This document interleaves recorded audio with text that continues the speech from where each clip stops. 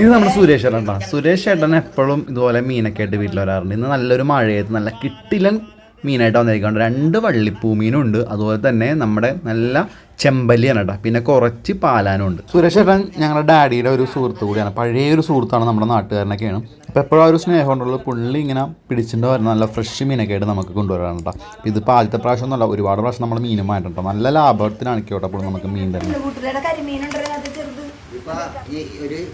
രാവിലെ തന്നെ സുരേഷ് ചേട്ടൻ പിടിച്ച മീനാണ് അല്ലേ സുരേഷേട്ടാ? അച്ഛനാണെങ്കിൽ ആ മീൻ എന്നൊക്കെ പറയുന്നുണ്ടാ. അങ്ങനെ ഇനിയിപ്പോൾ ബാർഗൈനിങ് ആണ്. ബാർഗൈനിങ് ഒക്കെ കഴിഞ്ഞിട്ട് ഇതേ കുറച്ച് നേരം കഴിയുമ്പോൾ പുള്ളി പറഞ്ഞ വില കൊടുത്തിട്ട് സാധനം വാങ്ങും. ഓക്കെ